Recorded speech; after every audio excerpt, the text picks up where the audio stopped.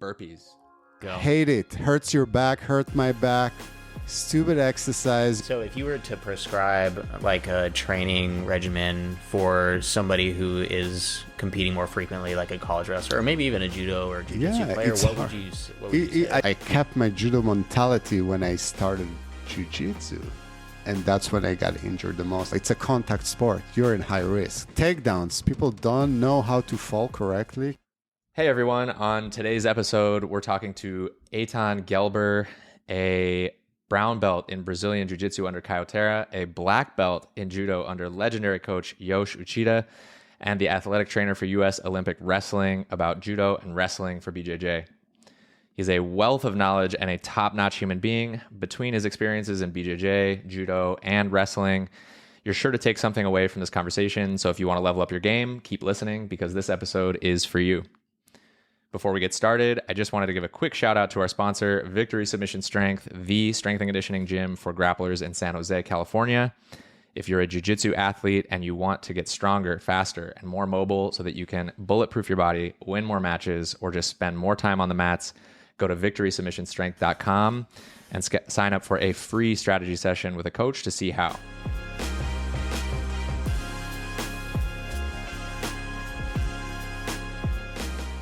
Welcome back to another episode of Thanks for the Roll, where we help jiu-jitsu athletes unleash their full potential on the mats. We're your hosts, Matt and Josh. Join us each week for actionable advice, expert insights, and the inside scoop on exactly what it takes to level up your game. Eitan Gelber, welcome to the show.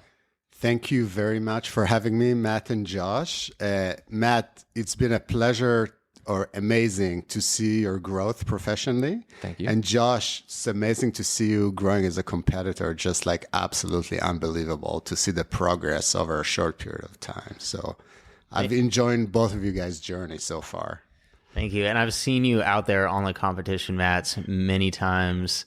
How many times? Pretty much every time that I've competed locally here, you've been on the mats and I've seen you doing your work. I will probably get to this incident later. You sent a picture of it where you were helping one of the guys. I think he hurt his spine neck in injury. Santa Cruz. Yes, Yeah. correct. Yeah, we can talk about those as well. All kind of incidents, work covering jiu-jitsu tournament as a medical professional. Yeah, for sure. Absolutely.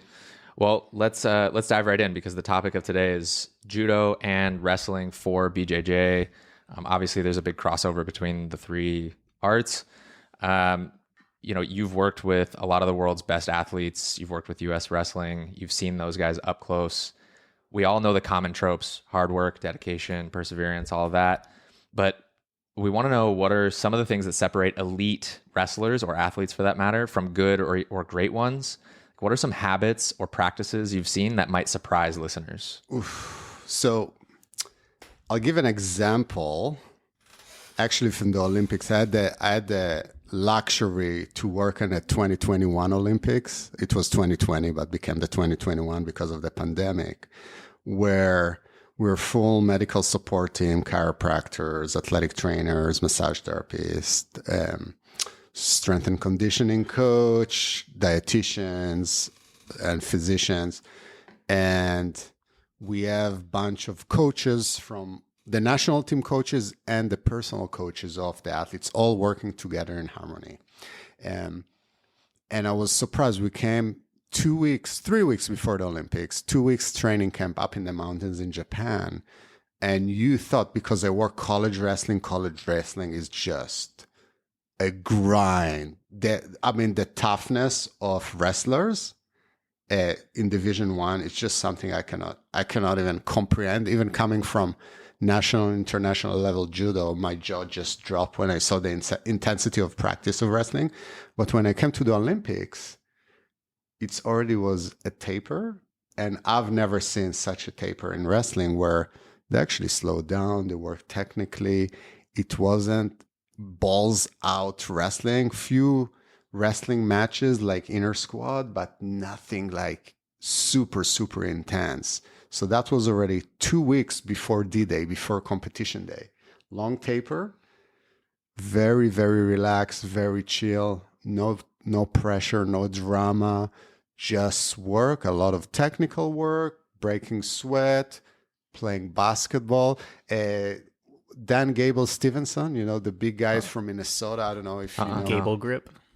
Gable, but that's the newer guy, not the original Dan Gable. Newer guy. Okay, Yeah, so he was like half of the time shooting basketball hoops, just being very relaxed, a little bit of wrestling, but almost like clearing their mind, clearing their head, and being very, very relaxed. And really believing that a lot of the work has been done already for years of training and hard work and dedication.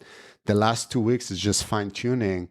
And for me, it was like incredible to see like how everyone just pulled back a step or two. And the US Olympic team in Tokyo, 3 gold medals, 2 silvers, and 3 bronze. The best results for a long time, for sure. So just to see that, to be able to see the preparation, it was very impressive. There's a couple things that you said stuck out to me that I want to unpack. The first is that the work is already done, right? And that's something that, I don't know, have you seen Choke, the Hicks and Gracie story? Mm-hmm. Yeah. He talks about that, right? He's like, the work, by the time he gets there, he's like, the work is already done. Now is time to recover, time to relax, right? He wants to clear his mind and make sure that he's ready mentally for the task at hand. So that's something that I think is missing from jiu-jitsu in a lot of ways. Even in judo, people like train super hard until the tournament in judo in some places, and it's like you're prepared already. Just like take a few steps back now, fine tune a few things, and that's it. You're ready to go. You're not going to lose it in the last week and a half, 10 days before tournament. Right. I got a question there. What you compared it to like college wrestling also.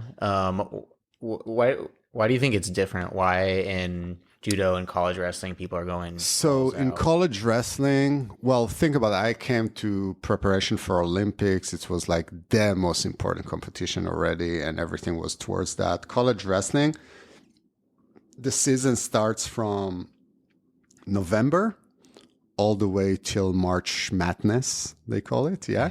And almost every weekend you compete. And you would think, if you compete every weekend, probably you should have maybe 1 or 2 hard practices a week and then kind of like work technically. But they just grind hard every day. Most of the coaches, at least that I saw. I know Penn State trains a little bit differently, but just the wrestling mentality in colleges is you just grind the crap out of that. They just train very, very hard. The concept of tapering is almost like non-existent. It's very old school mentality. Head against the wall, boom. Yeah, but so in the Olympics example, they had like one major tournament they were preparing for. And then if you have like the wrestling season, you have to compete every single weekend. So like if you're tapering every week, then you're not getting as many training sessions per week as you could be getting, right? So that's the thing, is you can still get training sessions that are meaningful, and you can still improve skills without and still maintain physiological alertness to be ready to compete. Also, the level of the athletes is a little bit different. Whoever makes it to the Olympics, think about the college wrestlers. You have some people that are not as skilled, even though it's still Division I wrestling. People that are less skilled, that needs a lot of development, that needs to get in better shape, etc. Versus the Olympic athletes are already fine-tuned machines. Right. A lot of them have been on programs. They know exactly what they're doing, what they're eating, how they manage their bodies. So it was inspiring to see those differences. Yeah, that makes sense. Real quick before we move to Matt's question here, I know you're dying to ask something here. So if you were to prescribe like a training regimen for somebody who is competing more frequently, like a college wrestler, or maybe even a judo or jiu-jitsu player, what would you say? I think it's very challenging. I think my recommendation in general, Josh, I know you compete almost every weekend, but I would recommend to compete once a month and not more than that if you can, in an ideal world. So you have a time to write the lessons of what you did wrong, what do you need to improve, what you're good at, work on it for a few weeks and prepare for the next competition. This is just from skills perspective. And then prepare physiologically, be able to maybe after the tournament, the week after, lower the load a little bit, have 2 weeks of higher load, last week decrease the load. So it, in my head, it kind of fits perfectly. When I worked at Stanford, we had a, sorry, I'm just side note. We had an Hungarian guy that worked with the Canada long-term athletic development, worked with a variety of their NGBs, their national governing bodies of different sports. His name is Istvan Baeli. He wrote a book about long-term athletic development. And we had a lot of strength coaches that work from, Potenza was there, and a lot of the ice hockey people were in, and they asked him, so how would you prepare someone that they compete so many during the season? And he was saying, this is already not sport. This is entertainment. So think about NBA. NBA, it's a sport, but it's more of a business of making money. Athletes should not be competing so many games a year. That's already like not ideal for someone's body. So when you're a competitor, you want to think like why you're competing, what's your goal? And if your goal is to accumulate points and to be number one in the ranking, I understand. If your goal is to pick for Jiu-Jitsu Nogi Worlds or Masters Worlds, you should be ready for next year, already pick up few tournaments, know when you compete, and design the program backwards from your most important competition. If you randomly, I'm going to compete here, compete there, it's probably going to be good experience. But if you want to like really have a good plan, you should sit with your coach or your strength coach, performance coach, have a yearly plan. These are what we're going to hit. We're going to train through those tournaments, not try to pick towards them. This is our, bang for the buck tournament. We're going to do everything towards that. So when I worked with Judo at San Jose State, I did their strength and conditioning for many years. We had few local tournaments that were more practice tournament that we trained through them. And we had the important tournaments that we definitely did a taper, that I had to talk with the judo coaches to taper a little bit. And the same was our strength and conditioning. So everything has to work together, because I can have a perfect plan for conditioning and strength, but if the work on the mat is completely different, everything has to work together. So the big difference here is having a long-term plan and then working backwards as opposed to... Yes. And again, it's all depends. I'm a hobbyist in Jiu-Jitsu. I like to... I don't compete personally, but people like to and enjoy competing. Just go and compete whenever. Always be prepared. That's my goal. Like, you should be always lift weights. You should be always do some sort of cardiovascular, not just for Jiu-Jitsu, but for your health. So... if I want to compete next week, if my body is just not injured, I'll be ready to go. That because I always train. Yeah, makes sense. Hell yeah, that's awesome. That's the answer I expected from you. Very very insightful, very thorough and insightful. Absolutely, very good. Cool. Let's move from there. Our last few episodes have kind of focused on competition, but I'm curious to know, as a jiu-jitsu practitioner, if you had to pick a handful of techniques to train from wrestling and or judo that would immediately impact somebody's game, what would they be? Is there guard? There's no guard pulling, right? No guard pulling. Even though lately I'm pulling half guard. So learning to use your feet, foot sweep. So everyone upper body dominant. It does take time, low risk. Maybe they're going to grab your leg, but I'll talk about that as well. Mm-hmm. Using your feet is a big advantage. It's more of a judo concept than wrestling, even though they do some foot sweeps in wrestling as well. The reason is there is very low risk. You're not exposing your back.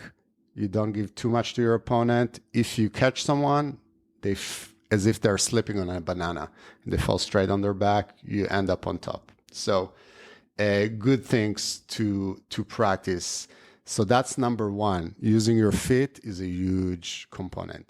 Now, gi or no gi, it's a different story. So if you're with gi, I would recommend more of the judo techniques, not just from the throws perspective, but also learning how to grip is very, very important. Learning how to move, slide on the mat, be free, and the timing is very important. Now, traditional judo, you turn your back. There are a lot of hip tosses. I wouldn't necessarily agree that that's the best way for jiu-jitsu practitioner. You expose your back, you can get choked, etc. I think, again, the foot sweeps, sacrifice throws are easy to learn. And the idea is you control your opponent all the way to the mat, which means I know what position I'm going to end up, which is huge point. Taking down is it's only 2 points. What position you end up, the transition is very important. So what are examples of sacrifice throws? Sumigaishi. Japanese. Yeah. So Josh is getting very excited right now. So if someone going on a single leg on you, like I love to give my leg that someone will grab my leg, grab their belt and sit under them and roll them over, end up in a top dominant position. That's very simple to learn. At least in my head, it's simple. I know for other people, if you know how to do back roll, the concept is the same. So I would recommend learning that and drilling that. That's one of my favorites. And then there are other sacrifice throws, tomoe nage or yoko tomoe nage. There are some variation of the fireman's that you don't grab the leg, but just doing from the lapel and the sleeve, and you end up in a good position. Not risky. So low risk, high reward throws. I know it's very popular. Don't ever talk about the Uchimata. Uchimata requires very good balance, takes long time to learn. People takes year to master it.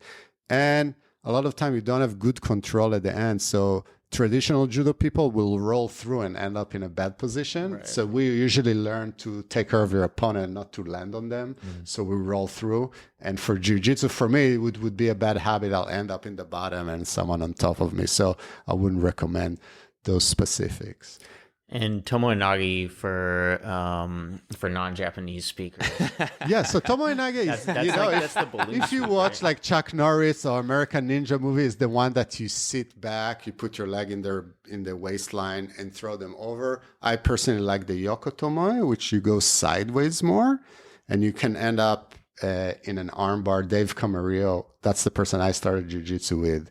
He was master in those like doing sacrifice throws into like armbar and just like finish people pretty quick. It was fun to see. It's crazy when I watch judo tournaments. Like I just watch them on YouTube. I haven't actually been to one yet. I really want to go.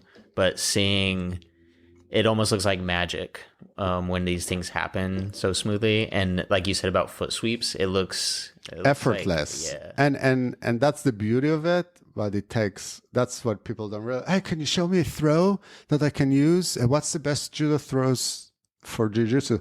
It's the best throw that works for you, first of all. So you got to drill and practice and see what fits you. That's the bottom line. Now, wrestling, this is an interesting one. U.S. wrestling, single leg, double leg all day, right? So I had the opportunity to travel before the Olympics to Italy. I spent time with a coach called Valentin Kalika. He's a Ukrainian coach that lived in the US for a while.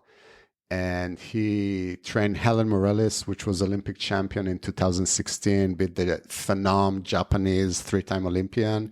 And now we had Amita Lor, who's the world champion. She's from the Bay Area.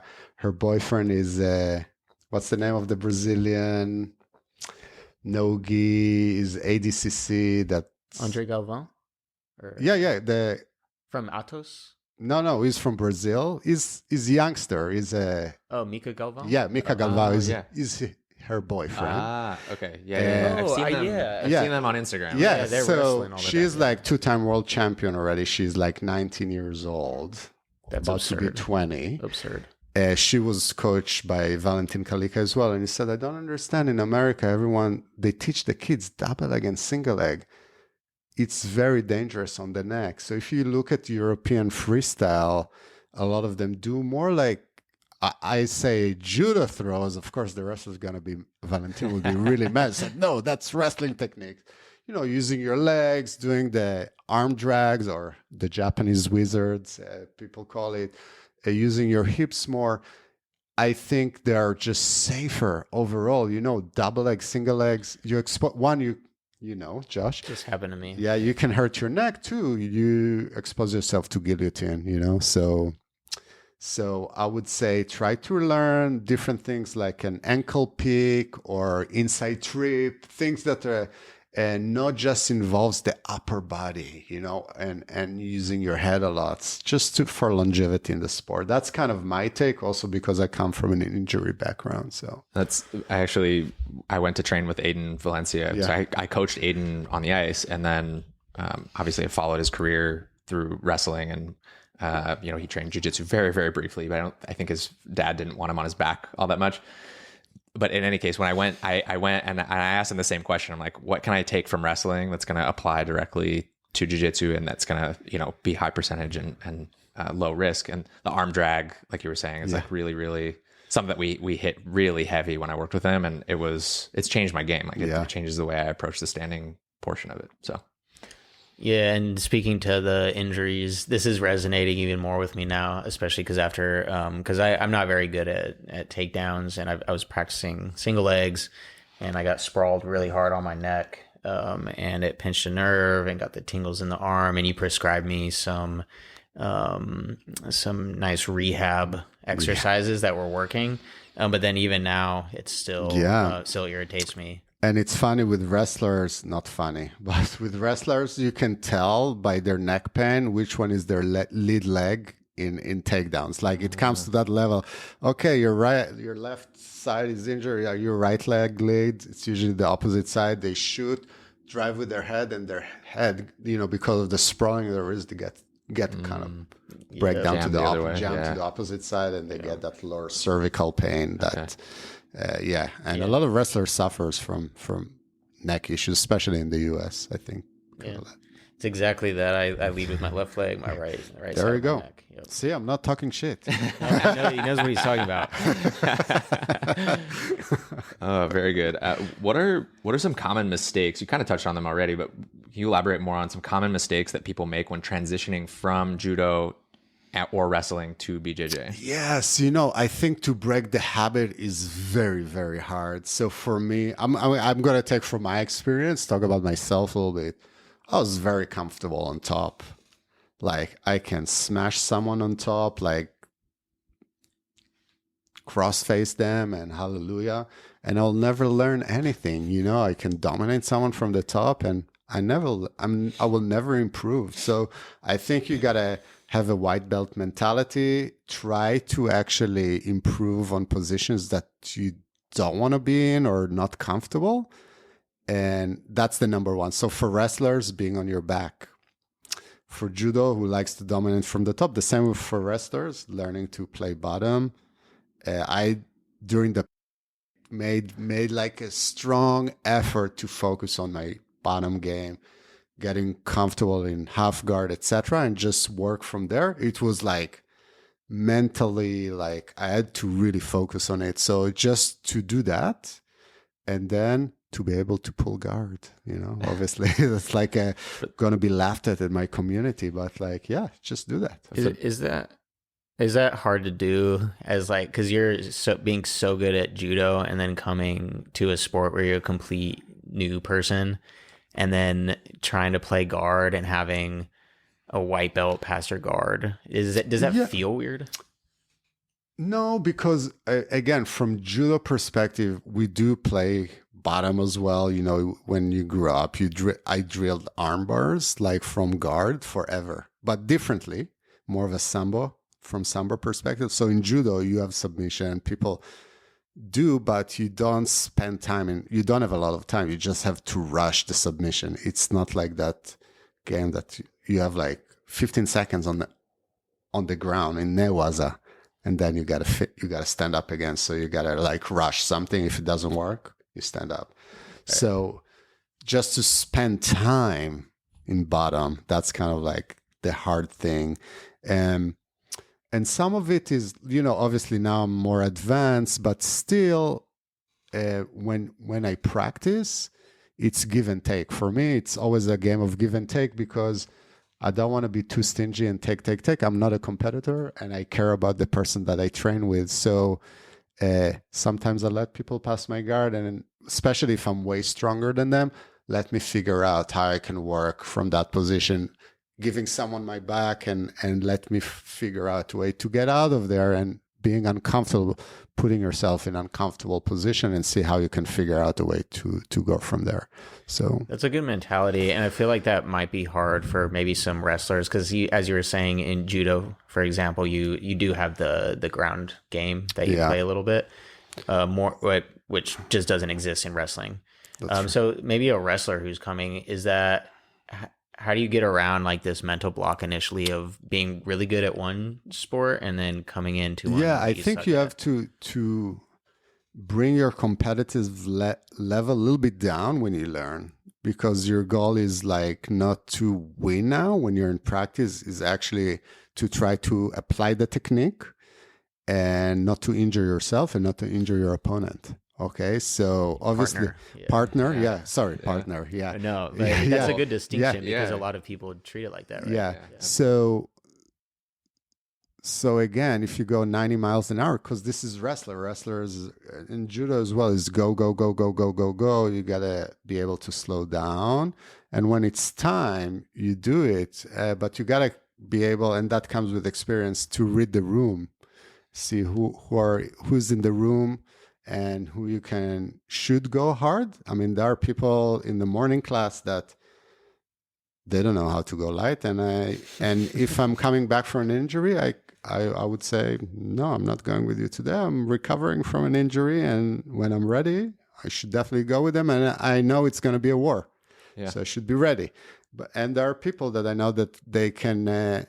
I can feel them, and we can tone the volume up and down based on how your opponent feel. And for me, that's fun part. We can flow, or we can go a little harder and faster, or we can work on positions. I remember when I first started with you back in the, actually, I can't say that. You're going to have to bleep. Oh, damn it.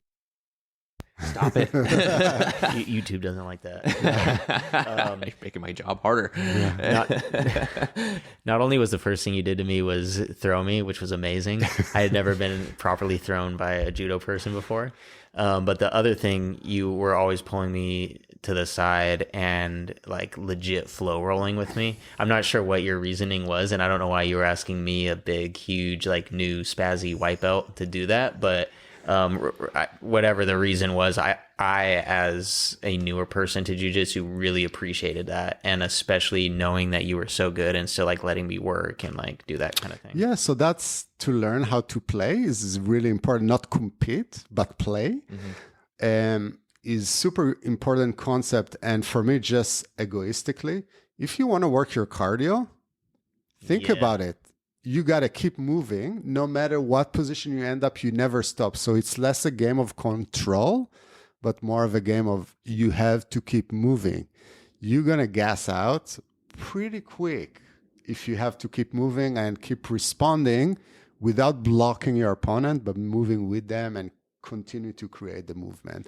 So it's a different feel. And actually this week I rolled with a wrestler. I know you're talking about. He was actually very good. He could play that game. He's a white belt with 3 stripes. He could play it, but he gassed out pretty quick because it's tiring. So if you want to work on cardio and work on your flow, it's a great way to do it. So that's that sort of higher speed flow roll without trying to control too much. And if either one of you catches yourselves holding onto something tight or not moving, you have to move. You have to move, or you got to let go and let them continue. And then I got to respond and keep moving. And that seems to work with people of varying sizes as well. Yes. They probably can't tell on the camera here, but you're taller than me. You're more, just a bigger frame. A buffer. Yeah, you can say buffer. I was going to say, I didn't want to blow up Eitan's ego too much. Eitan's a lot stronger than me. And even with like that size difference, the flow roll is totally possible. And even with partners who are the same size, it's great. But again, someone has to learn how to do that. It's another skill to learn. And once you have it, it's a lot of fun. Super fun. Yeah. And a great workout. Yeah. Very good. for those of you who don't know Eitan and how playful he can be, he very often pulls guard to his wrong side on purpose. Yes. Just to just to see if he can do it, and it is quite frustrating. So the wrong side is my right side already. Correct. Yeah. So, Yeah. Okay. Just to give people some context, I know not every time that we roll, because I know sometimes you and I will get after it, and other times it's time to scale back, like you said, and just kind of move and flow. And I think we share that same mentality. So that's really good. When it comes to, or you may repeat yourself a little bit here, but because it sounds like you're giving some sage advice, I'm curious to know what some advice you would give someone like yourself from 3 to 5 years ago. Who are you 3 to 5 years ago? Also, who am I? Who I asked are the you? same question. I was younger. Did you have a mustache? Some days. Sometimes in November. That's a good question. I'm not sure I have an answer for that. Maybe 10 years ago, my 30s. So I'll give you I'll change the question please so do. I can answer it. I think the 30s were my hardest times because that was the transition when I was competitive in my 20s, competitive judoka. I transitioned to jiu-jitsu in my I've been rolling for a long time, since 08 actually. So my early 30s, I kept my judo mentality when I started jiu-jitsu. And that's when I got injured the most. I had 2 surgeries. I tore my pec, getting armbarred, playing. I watch a lot of, what's his name? Eduardo Teles, the living turtle. Because in judo, turtle is, I'll pick him out. And I played like the living turtles. I'm going to be Eduardo Teles, and some AKA guy like just ripped my arm out, tore my pec, and then my meniscus. Eventually, a lot of jiu-jitsu people, get their meniscus. So in my 30s, but I was like going to wars a lot and I couldn't scale back. I wasn't able, all the things that I just told you, I was not able to do it. And in my 40s, I'm almost 50, I'm 49, I started to become a little smarter. Even, I'm still like very critical when there is so much technical training and not enough rolling. I know some people complain, I'm one of them, but at the same time, it really helped with my longevity on the mat. So to be able to actually drill more technique, roll a little lighter, slower, know the position, give position, don't be stubborn. Again, it's easy for me to say because I'm not a competitor. So as far as I don't compete in jiu-jitsu, I'm not preparing. I think if I would train for competition, might have been a little different, If actually that's a really good point. So maybe somebody who's trying to compete, what would you recommend in that case? Because I guess you can't play all the time, but then you also can't just go hard with everybody all the time. I would probably do twice a week hard training, which means you go out hard and your goal is not to give a point, gain points, and submit people. That should be your mindset because you got to train the mindset that you're going to compete it. You don't want to feel something new when you go on the mat, okay? And then the rest of the days, work on your skill, works on your game, work on what you need to do your resistance training, do your cardio, prepare physically, mentally, and technically, strategically for competition. That would be my mentality. I'll go probably twice a week hard. The rest I would just game plan and polish my skills. So it sounds really simple. It sounds like just finding a balance of both types of training. Yes. And of course you have to find different training partners for different types of training. And again, I talked about reading the room, knowing when, like, obviously if you have time, which when you can go and train. I come early in the morning, you don't know who's going to show up. So, but if you have the freedom to pick the practices at the right time that it's more competitive, that's my hard training days. And that's what I'm going to do. And maybe I'm going to train twice a day on the mat and I'm going to go hard. And then the rest of the days, I'm going to focus on skills, maybe take a private from your professor, work on some specific things. Yeah, twice a week. Again, so think about going hard is exposure risk, which means you're in risk of injury. You should be aware of it. Injury is going to happen no matter what. I tell you, like some of Josh, it's a contact sport. It's going to happen. So what can I do to avoid? No, it's a contact sport. You're in high risk. No matter how good you're going to be, how strong you're going to be, how you're going to prepare yourself, it's going to happen. Shit happens. Yeah, I was bummed when you told me that because for context, I was complaining to you about some kind of, it might have been about the neck injury. Yeah.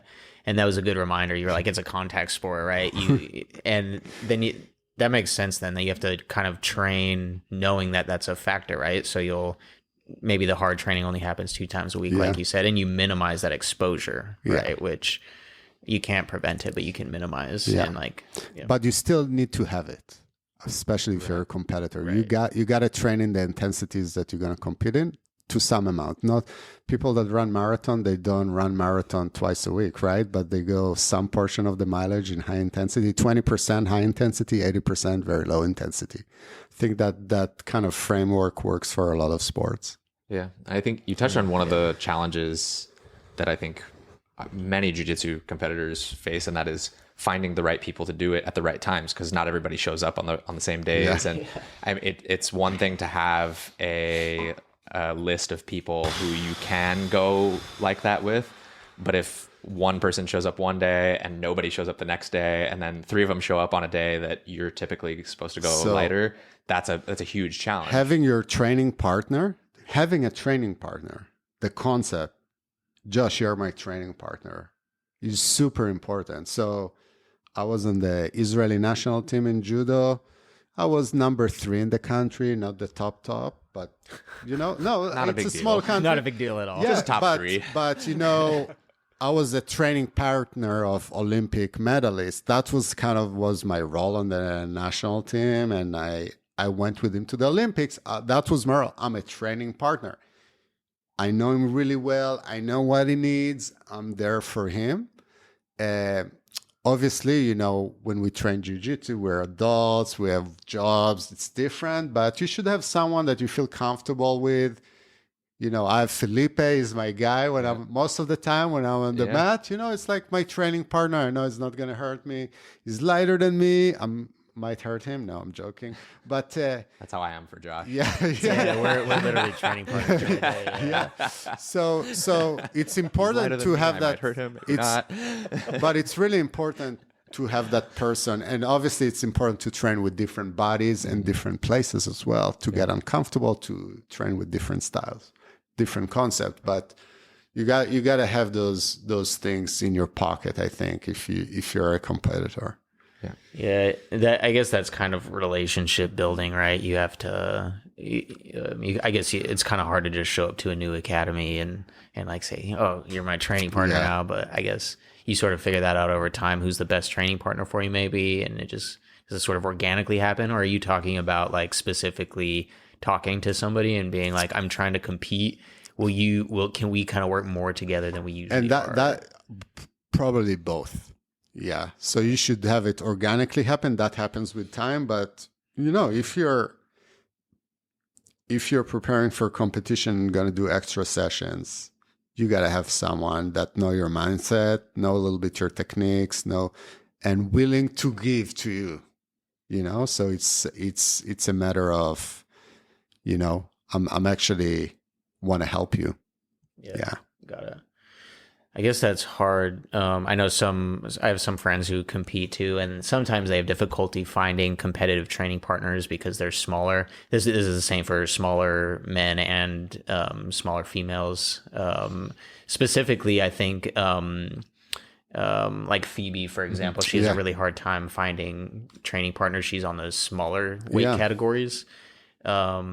And then obviously on the smaller side of the male categories as well, I find that people just can't find the competitive training partners they need at their academy because there's just not people at that weight. I think that's where I might piss some people, is to be able to look outside of your circle might be smart. 100%. Other academies too, maybe other discipline. Maybe you go to San Jose State Judo, there are bunch of girls over there, lightweight. Some of them are very skilled, also on the ground. Why not cross collaborate and it's going to benefit the judo girls, but it's going to benefit the jiu-jitsu people as well. They're going to feel, and the thing is, judo people are not bad on the mat. They just feel very different. They might pull a different technique on you. Like the reverse triangle is very common in judo, sankaku. And you can catch a lot of people with it. Like when I first transitioned, I'm like, oh, okay, I'm going to do newaza, but just in jiu-jitsu. That's what I did. Obviously, I still do sometimes, but I'm trying to relearn techniques or learn different techniques. But you can learn or different reaction. They feel different. It's going to be beneficial for both. So look outside of like your common themes and be creative if you don't have training partners. So this isn't even just necessarily going outside of your academy. This is like even looking at other disciplines, like maybe training with wrestlers, maybe even if you're trying to improve your stand up. Absolutely. Yeah. Yeah. I think that's pertinent given your latest or one of your latest videos was about cross training and going outside. And I think it's super important, right? To go to open mats that are not your own, I think is really, really useful because you're going to, just like you would in competition, see something that you've never seen before. Somebody's going to do something just a little bit differently than you're used to. And if you don't have that experience, or if you're just conditioned to work against the people that you normally train against, we all get into that rhythm, right? We've got a groove that we're in, and I know this guy's going to do this thing, and I know we're going to end up here, and I know that we're going to do this and that and the other.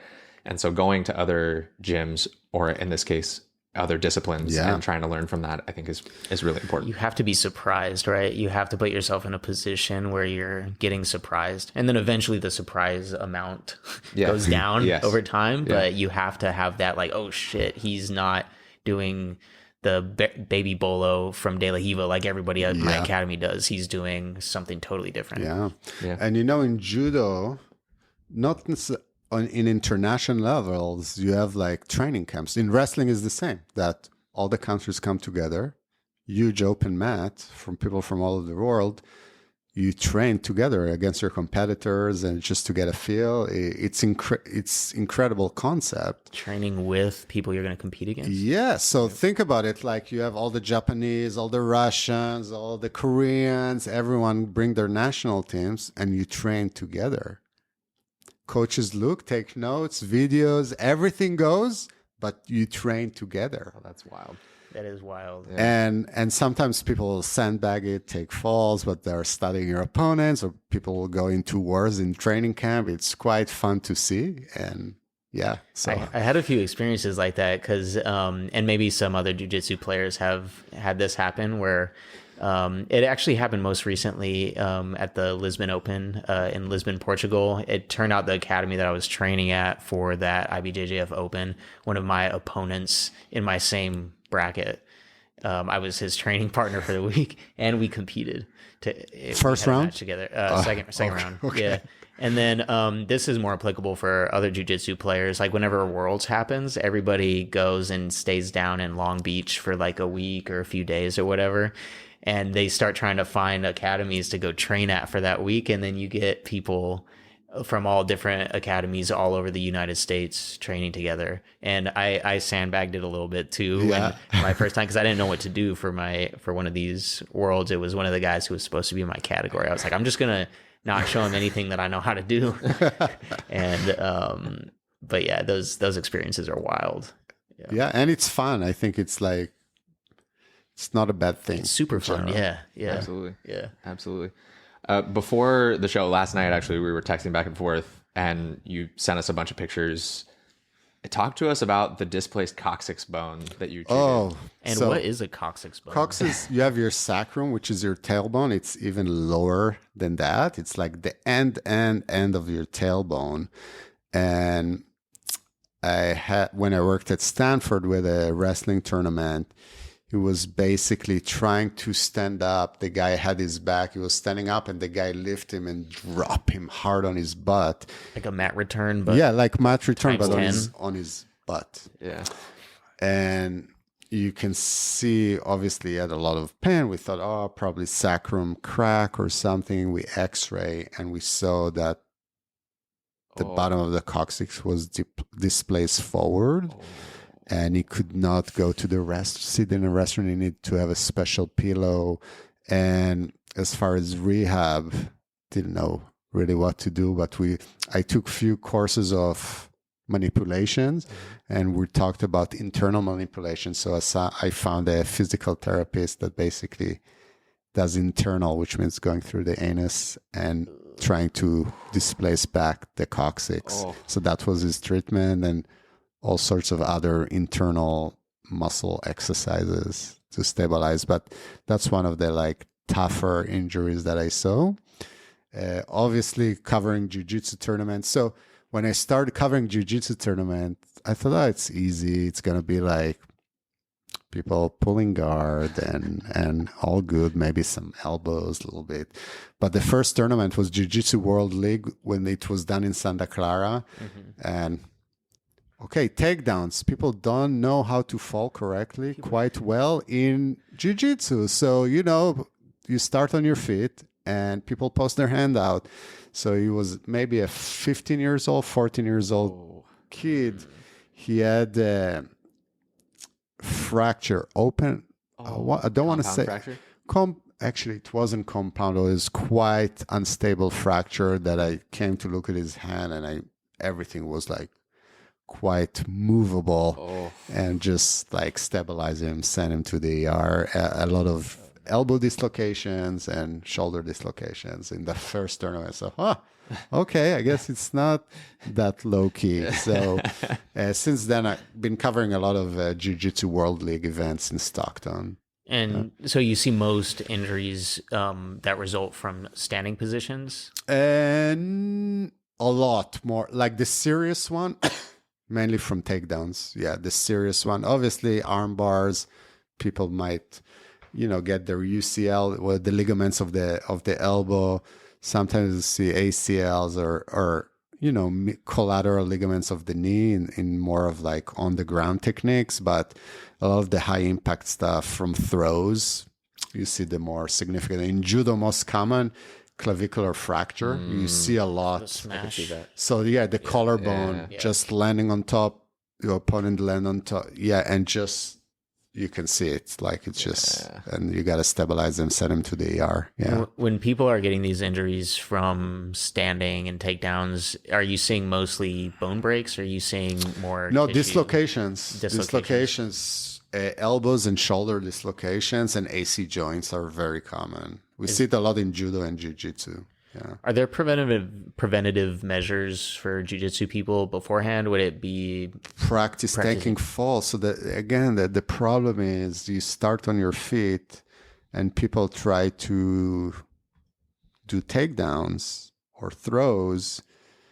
Maybe you practice your throws, but you don't practice taking falls, So last summer I went to Japan. My son trains in judo. We can talk about also younger athletes or younger individuals and what I at least recommend.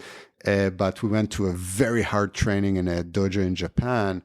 And after the practice, one of the compliments he got is like, you have very good ukemi, like you know how to take falls very well. It's a sign of a good judoka.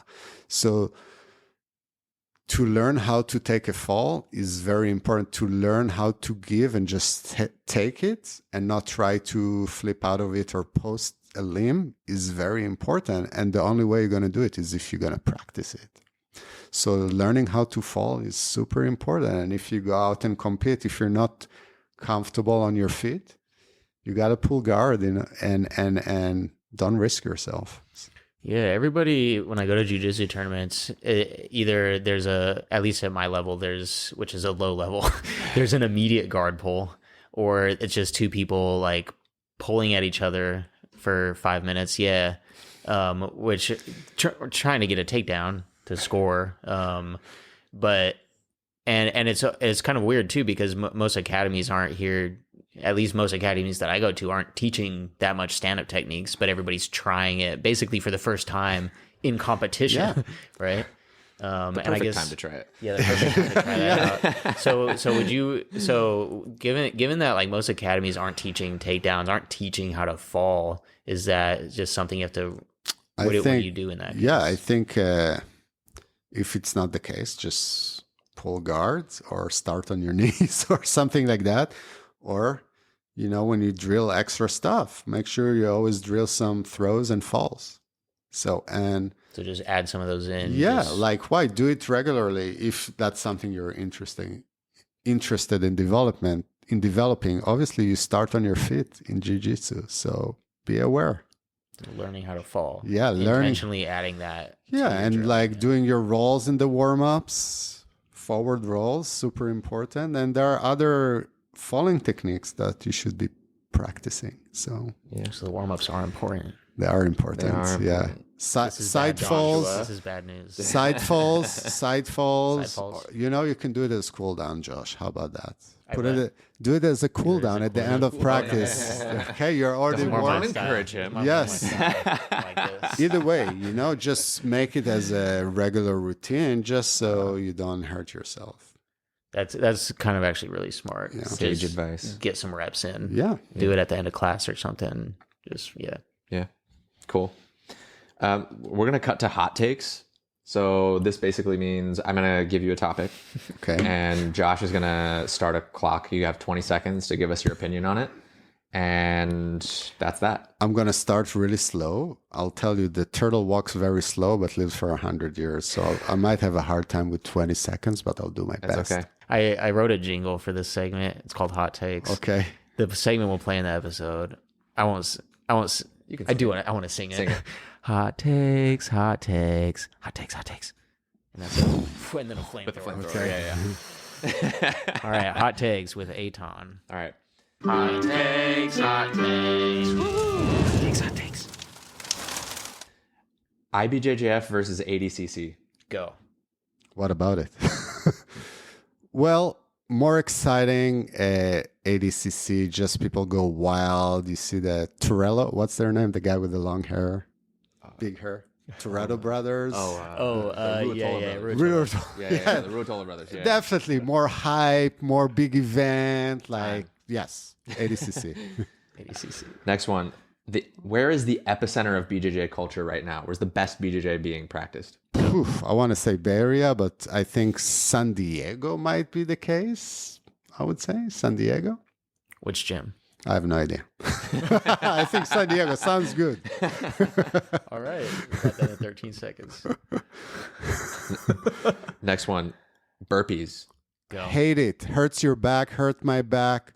Stupid exercise. You should do it only for kids. If you're adults over 30, I saw people blow their disc with it big time that needed surgery. Don't do it. Very good. I'm upset. All right. Leg locks for lower belts. Go. Well, I'm an old school guy, so if you're Josh Beam, do it. The rest, just stay healthy. Thanks for adding that. All right, last one. Pulling guard. Go. I'm a judoka in heart. I don't like it, but when I feel my opponent really, really strong, I said, why should I waste energy? I'm just going to pull half guard. That's only half of a guard. That's not even a whole guard. Oh, that's fantastic. That's the last of hot takes. Okay. Good job. You made it through. Just to recap for everybody listening, we talked about some of the habits that the best athletes have at the highest level. It seems like they taper more than you might think, right? Especially when they're training for something as large as the Olympics.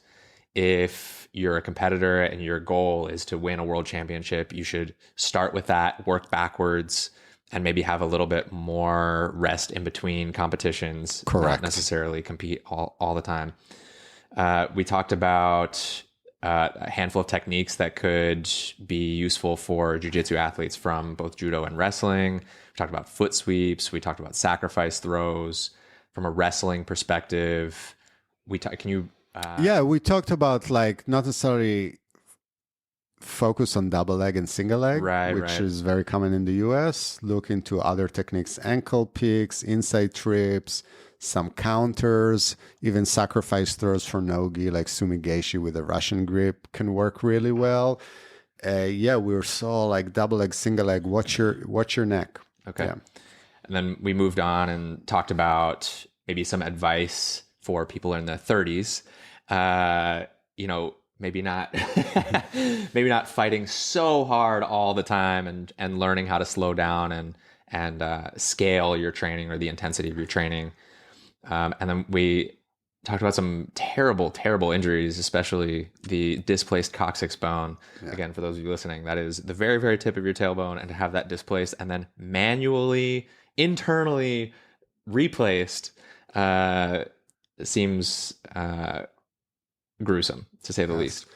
And I'm going to add one more thing, just lifestyle. So I touched on it at the beginning. Just focus on jiu-jitsu is great. Again, you should do resistance training.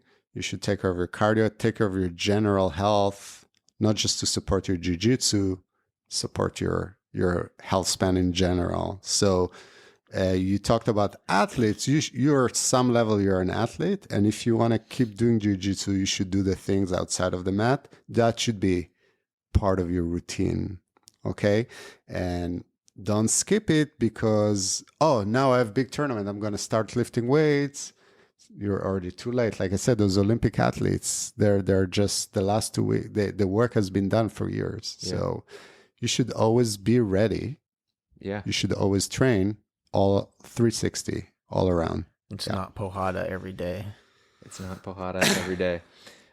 Let's leave it there. Before we head out, where can people find you if people want to ask questions? 644 North 9th Street. No, I'm joking.